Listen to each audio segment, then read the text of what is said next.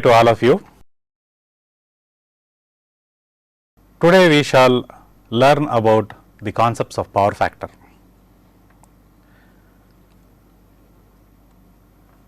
The objective of this lecture is to learn to calculate the power factor for any load for a given source voltage wave shape. That is what you will be able to do at the end of this lecture. Based on the above objective, this is the lecture flow. First, we shall see what a power factor is, what is it all about. Next, we should see how to go about measuring the power factor or calculating the power factor from the measured power, and then we shall see few examples. So, the first topic, which is what is power factor. First, consider the following circuit. It is a simple circuit with a voltage source of an arbitrary wave shape and also consists of a resistance. It is a resistive load, and as shown in the diagram, there is a current I also flowing through it. Now, let me ask a question. For a sinusoidal voltage wave shape, how will the source voltage wave shape and correspondingly the current wave shape look like under steady state conditions, that is. So, let us look at that.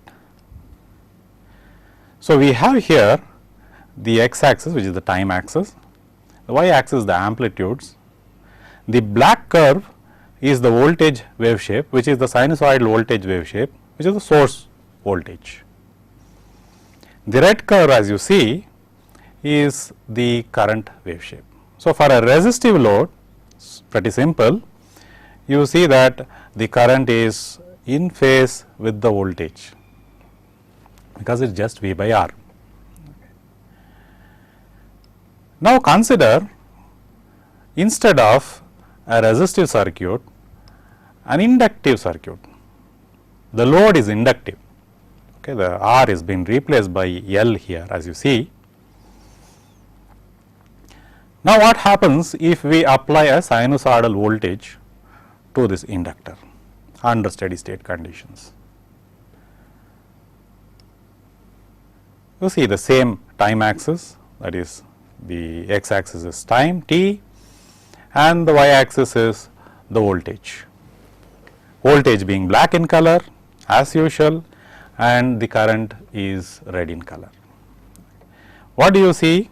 What is the difference between the previous voltage wave shape in the case of the resistive load and that of now with the inductive load? You see that the current lags the voltage. The current crosses the 0 and goes positive much later than the voltage wave shape, which started going positive, crossing 0 right at the origin. So, basically we see that in the case of the inductive circuit, the current is lagging the voltage. Now, let us consider one more modification, that is a capacitive circuit. Here the load is a capacitive. Let us apply the same sinusoidal voltage wave shape to this capacitor or this capacitive load and see what happens to the current wave shape under steady state conditions again. So, we see again here the same familiar axis, the time axis t, the amplitude axis with the source voltage being black in color, the current being red in color. See the difference here. Here the current is crossing the 0 going positive before the voltage source goes positive towards the end of the circuit, or in other words, if you look towards the origin of the origin, when the voltage is crossing 0 and going positive, the current is already positive, which means the current is leading the voltage.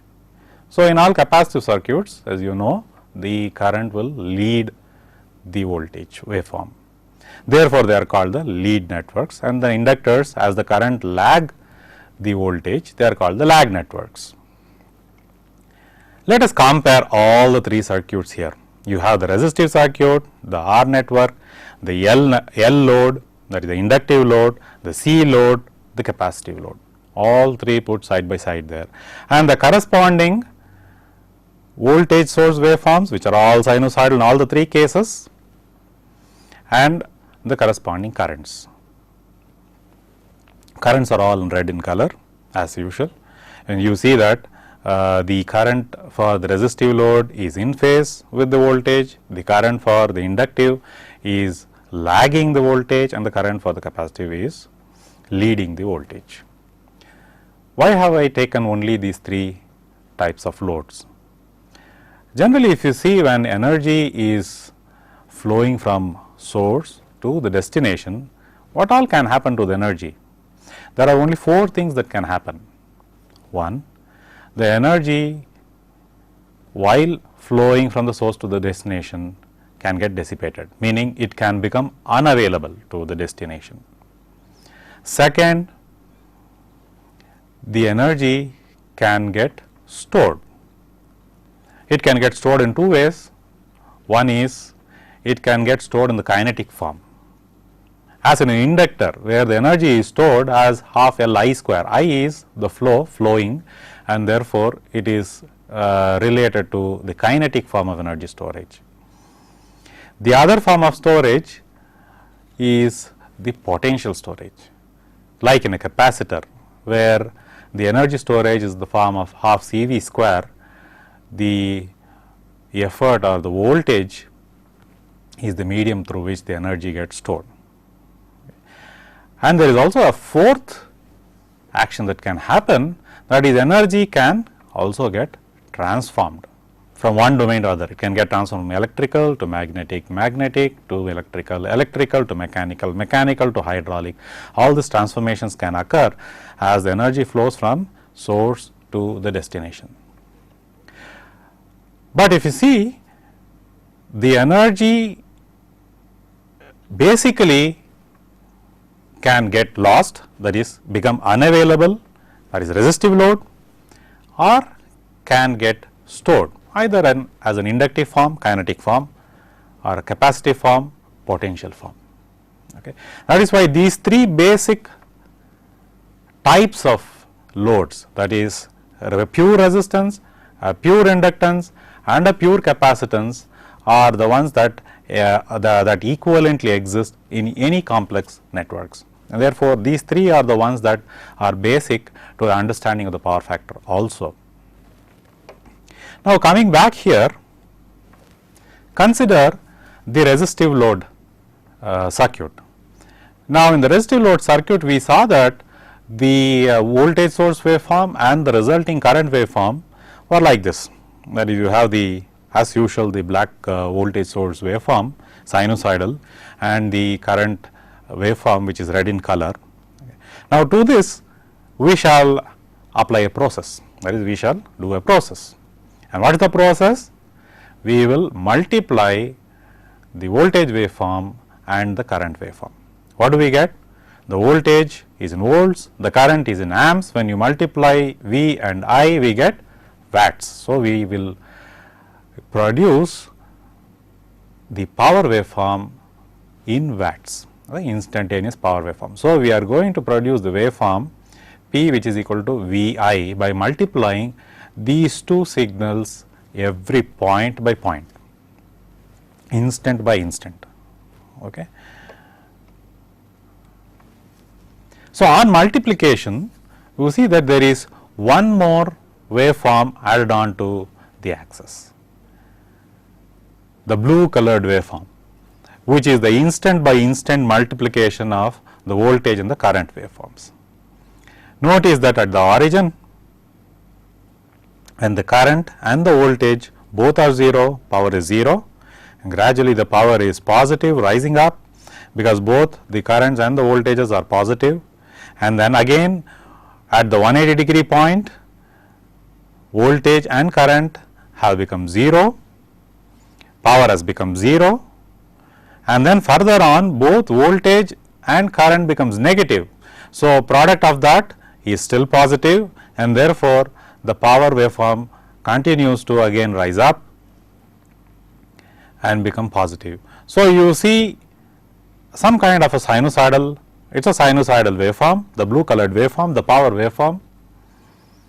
It is shifted up, it does not have any negative component in this case, it has an offset and it has a frequency which is double the original voltage and current waveforms. Of course, we will come to the mathematics of that one later on, much later, but you try to understand the basic concepts graphically first. So, this is the power wave shape. Now, what is the average value? So, the average value, let us unclutter the graph, we remove the source voltage and the current waveforms, just keep the power waveform and the average.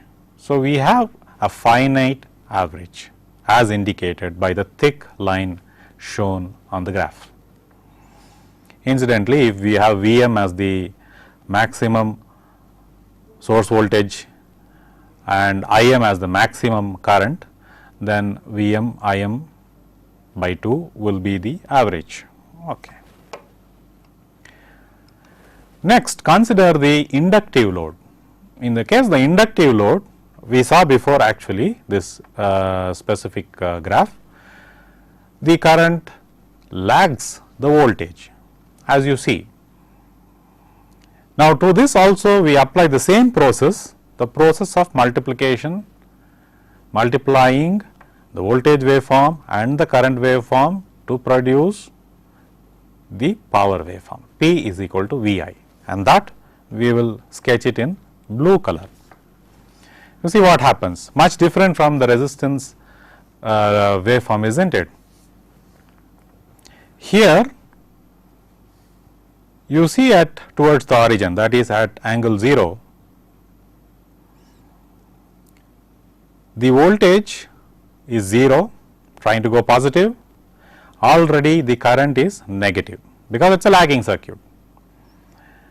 At that point the power is 0 and the power starts going negative because voltage is positive, current is negative, and therefore, the product has to be negative. So, you have the sinusoidal, first the negative half coming in, and then at the 90 degree point corresponding to the voltage waveform, you see that the current is 0 at that instant, voltage is maximum at that instant, and the product is 0 at that instant, as you see in the blue colored waveform. And then further on the power waveform goes positive and traces the positive half of the sign, power sign, and so on, as you would see, you can deduce from the voltage and the current waveforms and then point by point multiplication. So, this is the product curve or the power curve, the blue waveform here. One difference with respect to the previous power waveform as in the case of the resistive load is that here you do not see a DC offset. What is the average value here? Let us unclutter the graph by removing the V and the I waveform and just keep the power waveform, and you see that the average value is exactly 0 for a true inductive load.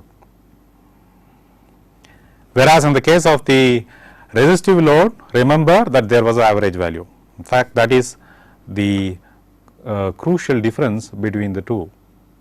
Now, consider the capacitive load.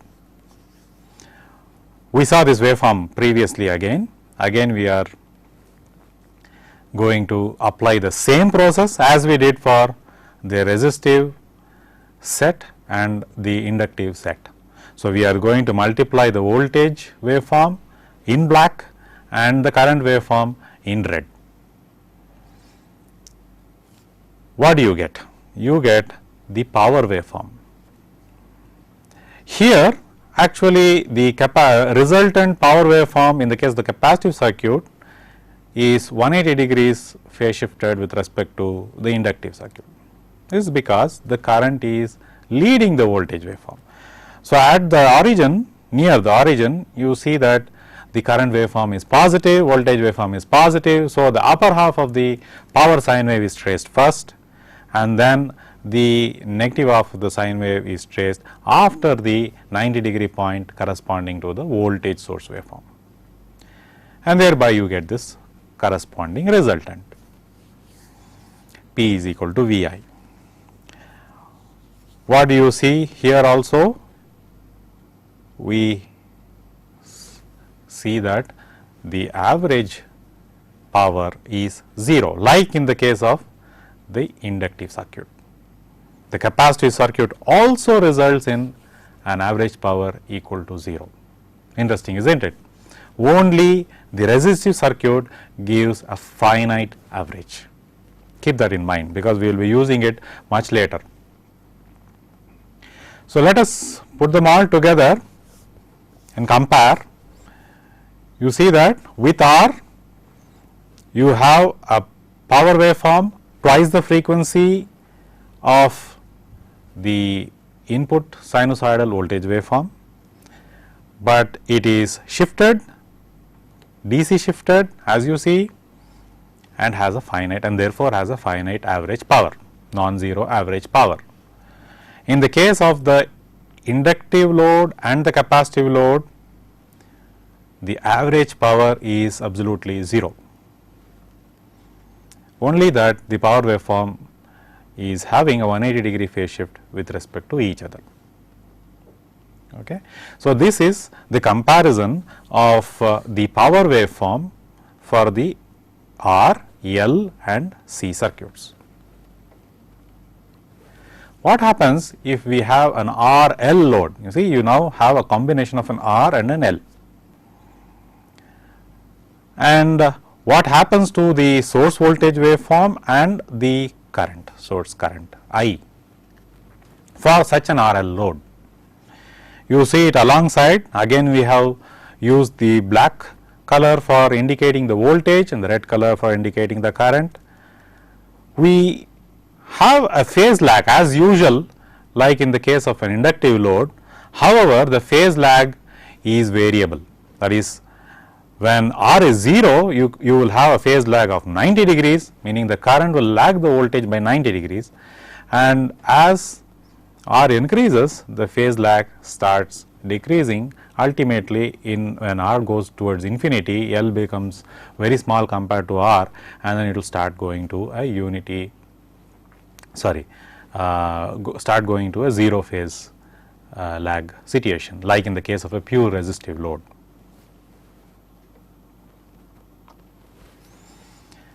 Let us have a look at the effect of the R, effect of the resistance on the power curve. What happens to the power curve in the RL circuit as R is varying? Now, that would be interesting.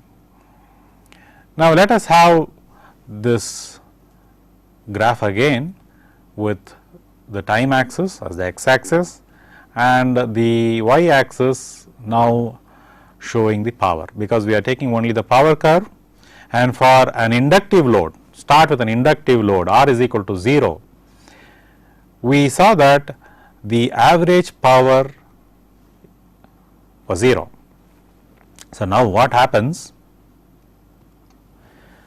when R increases? What happens when R increases?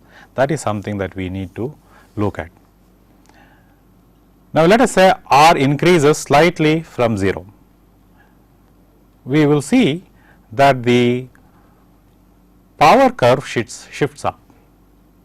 There is now a small finite average power as seen from the graph. Further, you increase the R, you will see that the average power gradually starts shifting up.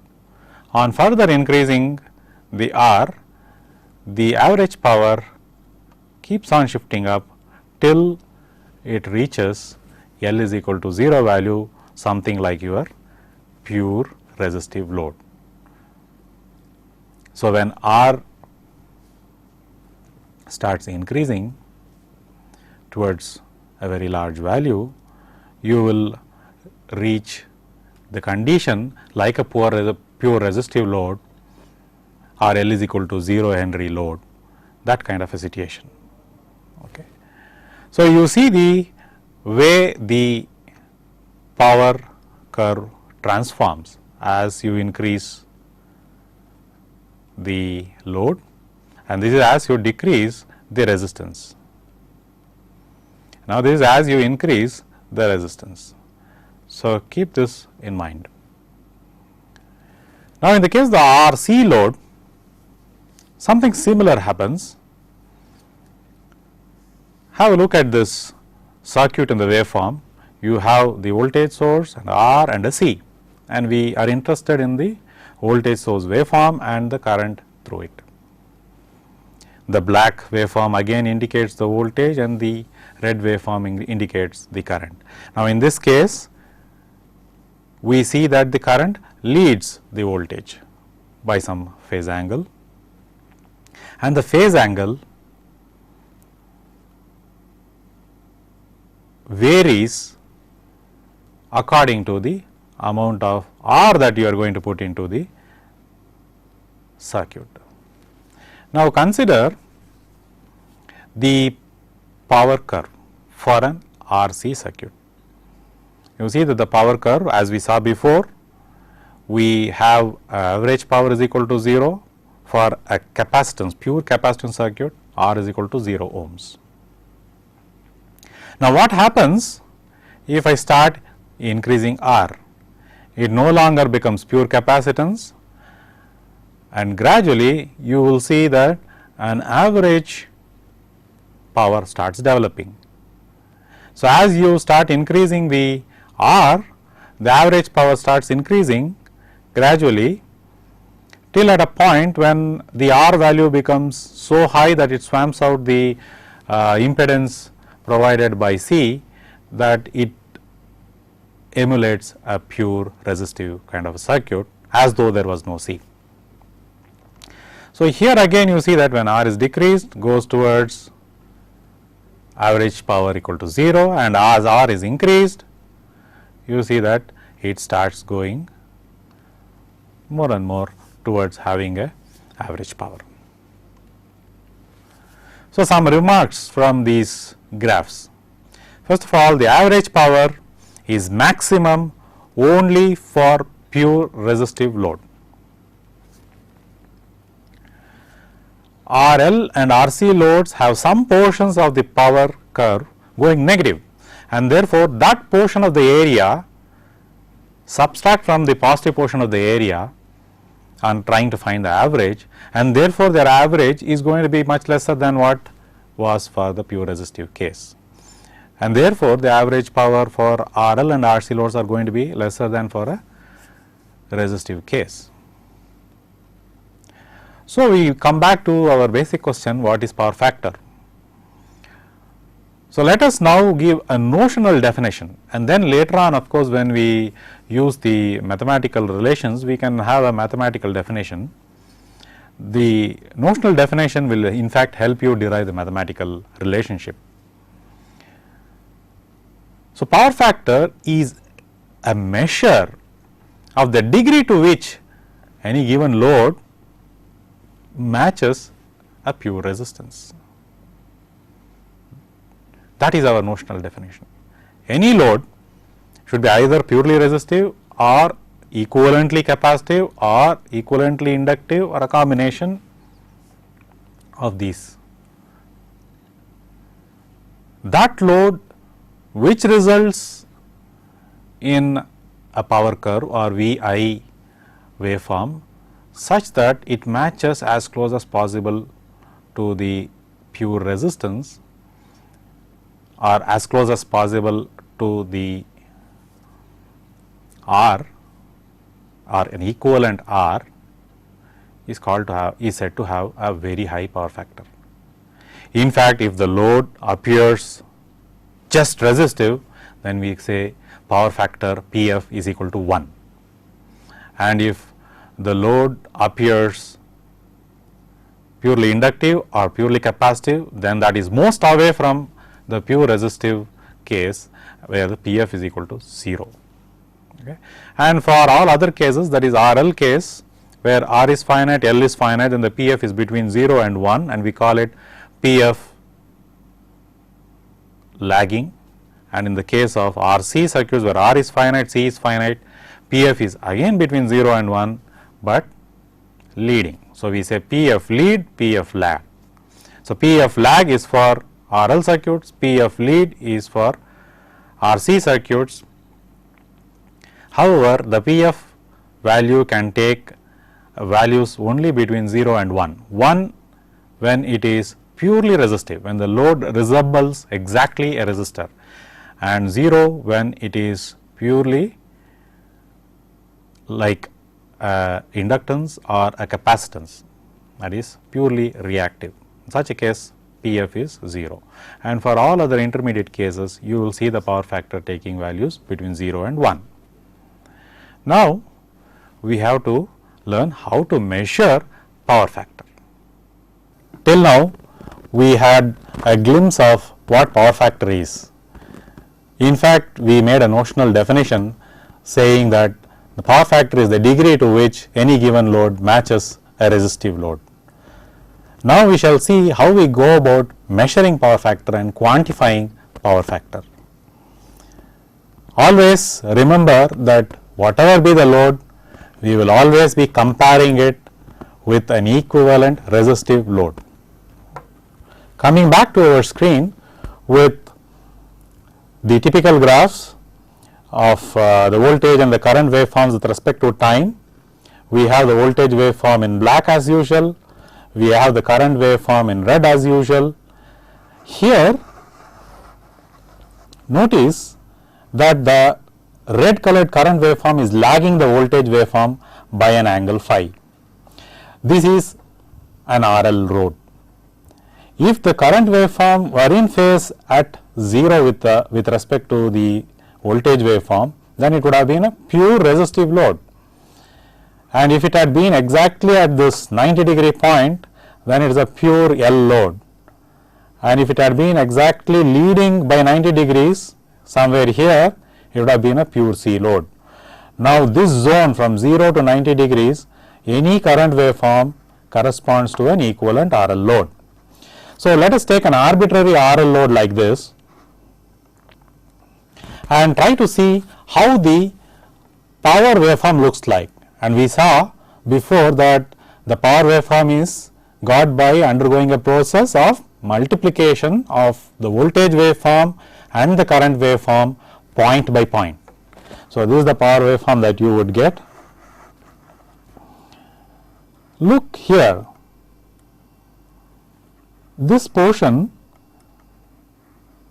contributes to the negative power. The power is negative in this region, which means that the power is put back to the source, and in this region the power is positive and it has an average power which is positive, which says that that is the power which goes to the load actually.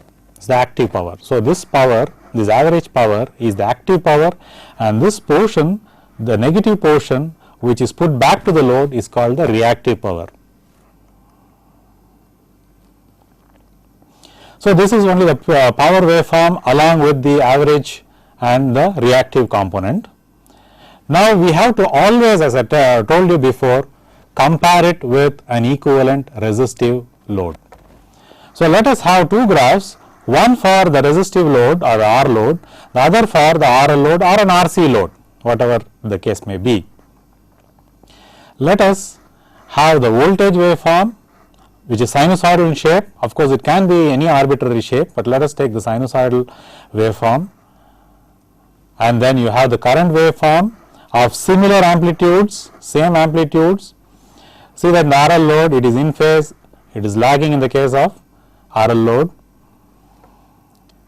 You have the power waveform for the R load and the RL load. See, there is a reactive power contribution, some power goes negative, and as a consequence the average in the case of an RL load is going to be lower than the average of the pure R load. This is the reactive power contribution which goes back to the mains. That being negative means that it goes back to the mains. Now, these two powers, that is the instantaneous powers, its finite average along with the RL load's instantaneous power and its average, we have to compare and arrive at a quantitative value of power factor. So, let us clear up the screen, let us move up, unclutter the screen. Now, this average load which corresponds to the resistive load, we will call it as PR, and this average which corresponds to the average of the RL load power, we will call it as P load. Now, the question is, what is the power factor of this RL load, what we have here? We said earlier that the power factor is nothing but a measure of how close the given load is to a pure resistance or pure resistive load. Let us define PF as follows. PF is defined as P load, that is the average load power of the RL or any other given load, to the average power of an equivalent resistive load, P load by PR. This is the definition of PF. You see here that when PF is equal to 1, which means P load is equal to PR, which means this rises up and this average matches this average only when this rises up and becomes equivalent to this, in which case this becomes purely resistive. And when is it 0, as we saw earlier, when it is purely inductive or purely capacitive, there is no average component in this case, and PF will be equal to 0, and P load is 0, PF will be equal to 0. So, once again we see that PF is defined as P load by PR, where P load is the average power of any given load. It may be an RL load, it may be an RC load or any other arbitrary load, and PR is the average power of a resistive load for the same voltage magnitude peak and current magnitude peak. We will understand this much better as we do few examples. And it should be noted here that the powers are calculated by using integrals. Integral of a waveform is basically the area under the curve. So, it is actually immaterial whether the shape of the waveform is a sinusoidal or any other arbitrary wave shape. So, the powers that we get here, the power values that we get here does not depend upon wave shape. So, whatever may be the wave shape, this definition is valid, PF which is equal to P load by PR. So, let us consider some examples. Consider the same RL circuit and let us try to find the power factor of the RL circuit if we are giving a sinusoidal input. So, let us give a sinusoidal input voltage of Vm amplitude, and this will result in a current of amplitude Im and a phase shift phi. Now, this will have a comparative voltage and the current waveform for the R with the same Vm and Im as follows. See, this should have the same Vm, same Im, but only thing is equivalently in the R case the phase shift is not there, it is in phase with V. So, you will see that the powers in the case of the RL load, you will see some negative portion here,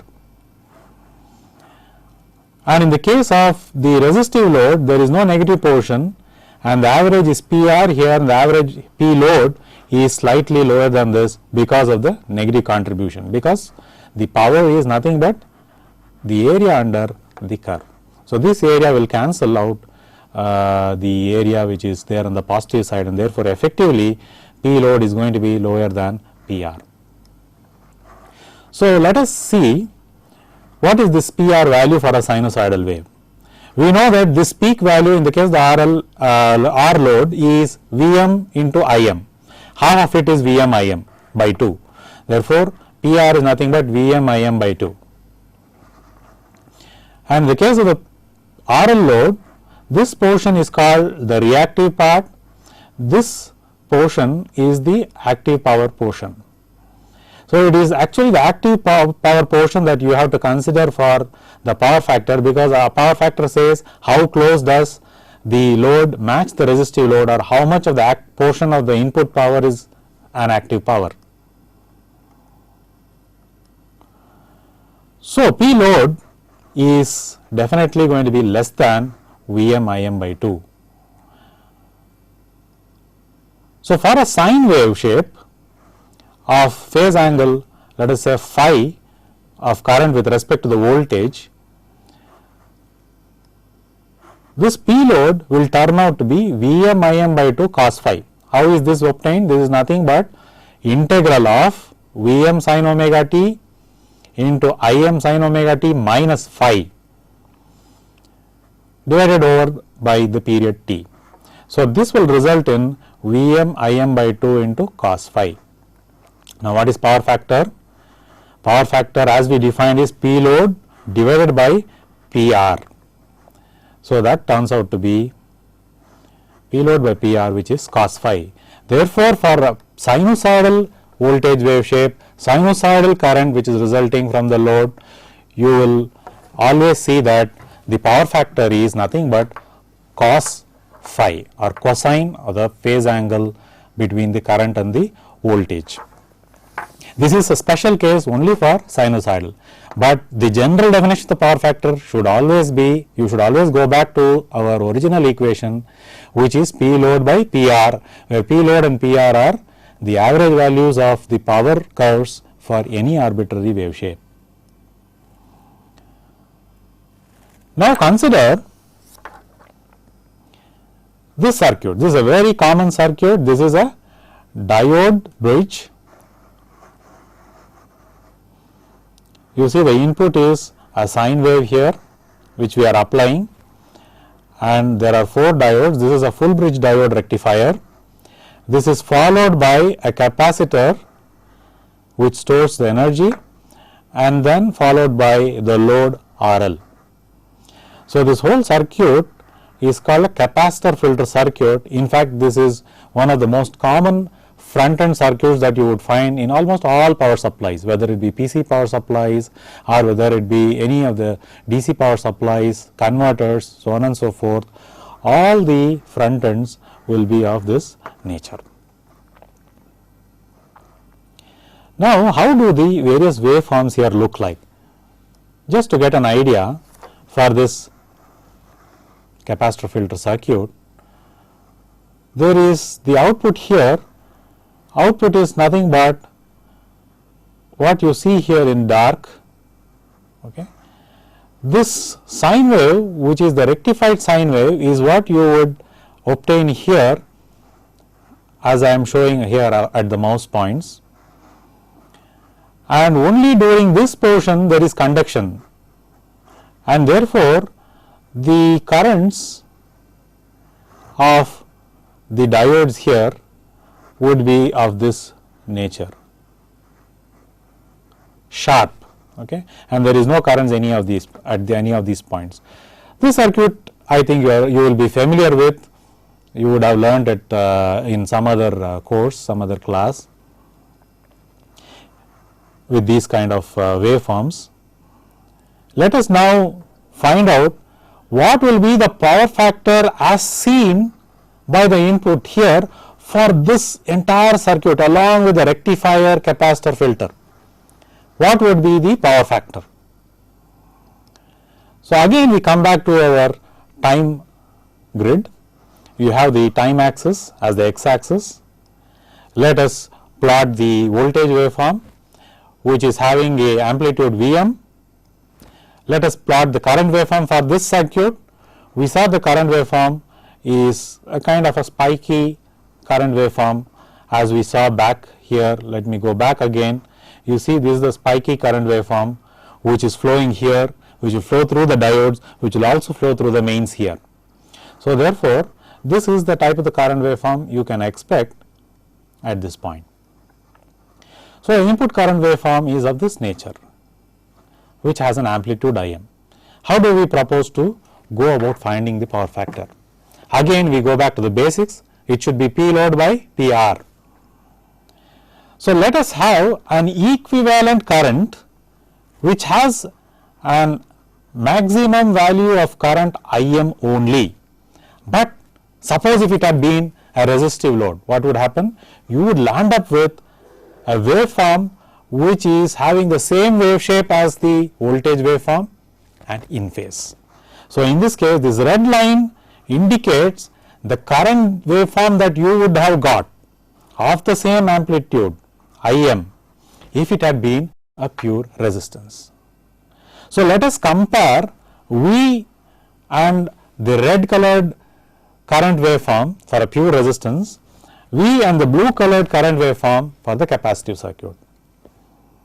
So this is the rectifier C filter load, and this is the voltage and the current waveform, and this is the pure resistive load waveforms for an R load which has the same Vm and Im. That is important.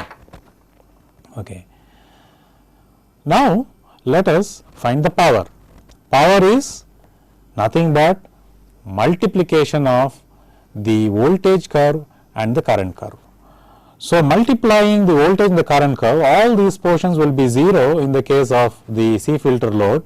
So this portion alone, where there is a finite current and the finite voltage, you will have a power curve. And in the case of the R load, we have, as we have seen earlier, a power curve which is of this sinusoidal nature. Now what about the averages? Taking the average of the power curves, we have PR as follows here, which is Vm Im, this is Vm Im by 2, and P load, which will be average of just this green waveform which you see here. Removing all the other cluttering voltage and current waveforms, you will see this is the power curve, instantaneous power curve, its average for the C load. We say the instantaneous power curve and its average for the R load. Let us move up, clear up the space, and then see that PR is nothing but, as we saw earlier, Vm Im by 2. How do you obtain this? This point here at the cursor point is Vm Im, and this will be the average value which is Vm Im by 2. And this P load, the average will of course depend upon the actual load. It will actually depend upon the area under these curves, okay, which we can get by measurement, which I will tell later on. Okay. So finding the power factor is nothing but P load, this average value divided by this average value, which is P load by PR, which is 2 P load by Vm Im. So therefore, for the case of a C filter load, this is the power factor equation, where Vm and Im is the maximum values of the voltage and the current respectively. P load is the average load power that you are applying, and this 2 times P load Vm by divided by Vm by M will be the power factor. Now let us see how we measure the power for an arbitrary current and voltage waveform or an arbitrary power waveform. Now let us say we have this voltage and current waveforms, and you see these waveforms on the oscilloscope. Let us take measurements, that is measure the points, these points on the voltage waveforms Vk at every, let us say, known instance of time all along the voltage curve for the whole period. Similarly, you measure the current waveforms, that is the red points, all along the current curve whatever may be the curve, it may or may not be sinusoidal for the whole period, okay, ik. Then the average is nothing but Vk into Ik, the product, the product which you obtain, instantaneous product which you obtain for the voltage and the current waveforms, sum up all the products and divide by n, that is the number of instantaneous values that you have taken for the whole period, and that would give you the average for one period. Okay. This is how you can take the measurement of the average power, whatever may be the waveform, because these waveforms you can see on the scope and then note down the values. Let us say, for example, a period you can take some 30-35 samples and then divide by 35 after having summed up the products Vi. Again, summing up, we say that Pf, power factor, is defined as P load. P load is the average power of any arbitrary load, the active portion of the power that is given to the load, divided by Pr, which is the power that you would have delivered to the load if the load had been resistive. As power is an average quantity, you need not actually bother about the wave shape. Whatever may be the wave shape, if you are able to measure the average powers, yes, then you have the values of P load and Pr to measure Pf. One thing you should keep in mind here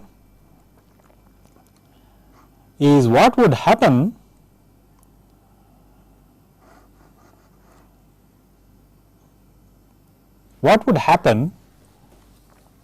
if the power factor is low. So, the power factor is low, it means that P load is low, and if P load is low, which means that there is quite a difference between P load and Pr for the same Im Vm.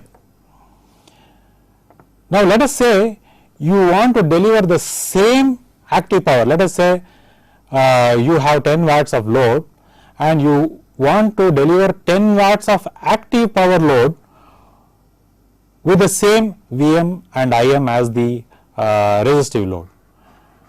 Then what would happen here is, if this has to match this, that this has to come to 10 watts, then these values should go still higher to get that same average, which means for the C filter load, the maximum Im will be much higher than what would be for a R load, which means that the ratings of your diodes, the ratings of your power sockets, all those things must be rated much higher for the same output active power load delivery.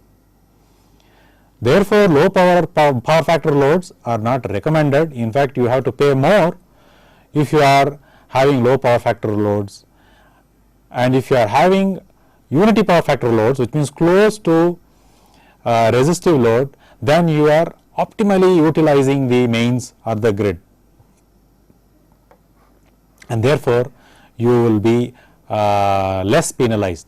Therefore, there is lot of scope for having front ends which make any given load look like a unity power factor. Therefore, unity power factor front ends are very important piece of equipments, especially in today's conditions where every equipment has to be certified for having power factors which are more than 0.98 or so. Till now, we have been looking at the power factor without making any assumptions on the wave shape.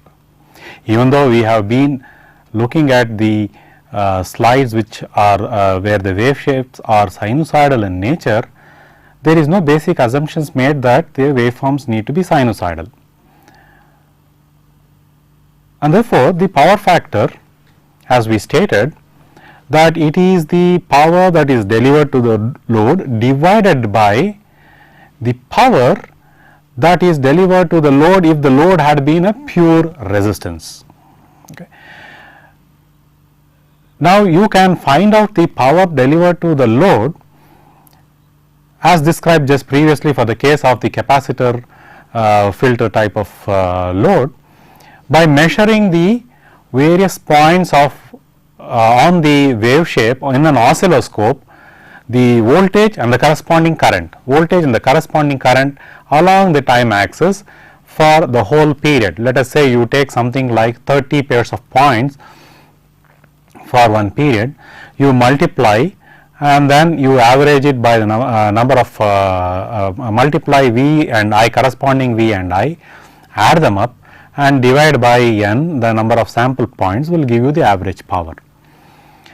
And for the same peak value of current and I, that is the same effective value of I and voltage, if I had a resistance, then it would have been Vm Im by 2 or Vrms Irms. So, that is the absolute maximum that you can get.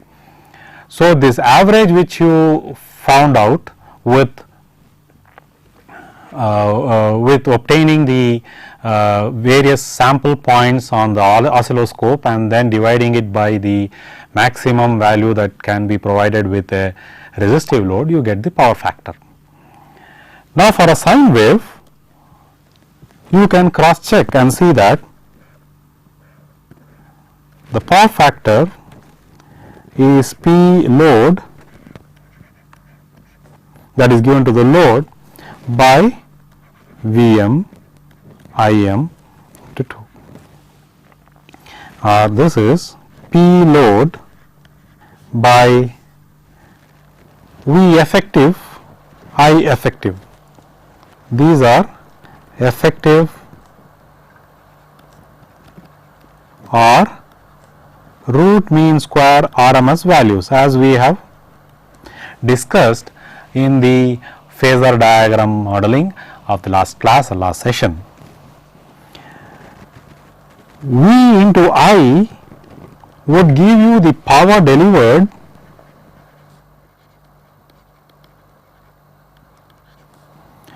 to a resistive load, and in the case of the sine wave, V into I is the apparent power which is delivered to the taken from the source and delivered to the load. So, if we talk of the apparent power Vi, so Vi is like that, this is Vi, this is in Va. Now, the power delivered to the load, P load, this is watts. So, watts is given like this, watts or P load in terms of the phasor diagram, and the vectorial difference P load with respect to the Va apparent power and the P load, this would be the VAR or the reactive power, and this angle theta is the power factor angle. So, if you say Vi cos of theta will give you P load,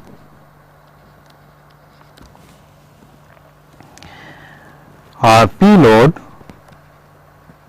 by Vi is cos of theta, which is the power factor that we have been talking of in sinusoidal wave shapes all along. And look at the comparison of these two equations, one and the same, the general equation and the specific case what we get for the case of the sinusoidal condition is the same. So, in the case of the sinusoidal condition, P load by Vi, the apparent power, which is basically the product of the effective values of the voltage and current, is equal to cos theta, which is equal to Pf, the power factor. Pf is equal to P load by Vm Im by 2. This is the general equation.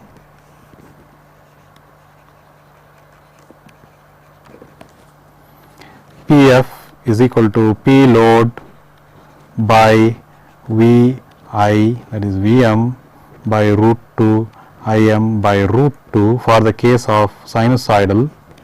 This is equal to cos theta is the specific equation for sinusoids. So, the power factor for sinusoidal waveforms is cos theta.